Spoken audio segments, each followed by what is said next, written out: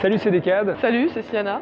On vient de voir X-Men Apocalypse et on vous dit ce qu'on en a pensé en 5 points. Point numéro 1. Ce film est un peu un foutoir, une sorte de medley de ce qu'on pourrait attendre d'un X-Men, mais ce n'est pas un film qui raconte une histoire.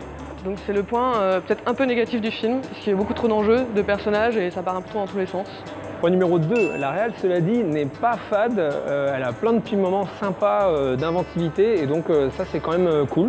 La réalisation c'est un point fort, de belles idées, des belles séquences et un vrai parti pris. Point numéro 3, j'ai un vrai problème avec les acteurs qui ne veulent pas ressembler à leur personnage, genre Jennifer Lawrence, qu'on ne voit quasiment jamais en mystique dans le film. Point numéro 3, le casting. Pour moi c'est le point fort, c'est ce qui me fait en grande partie énormément apprécier les X-Men. Point numéro 4, j'ai eu beaucoup de mal à cerner la puissance du méchant. Tantôt il est totalement invincible, tantôt il est plutôt naze, donc...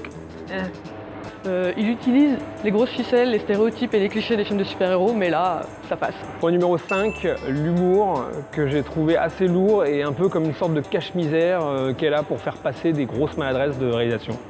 J'ai bien aimé l'approche émotionnelle, il y a des vraies belles séquences émotions et j'ai même eu un petit peu la larme à l'œil à des moments. Globalement c'est un film de super-héros mais pour moi qui est bien fichu et du coup chez moi ça fonctionne, donc 7. Globalement un film assez décevant qui a ses moments mais qui est vraiment un gros fourre-tout qui essaie de caser beaucoup trop de choses et c'est pas beau à voir. Donc je vais lui mettre la note de 5 sur 10.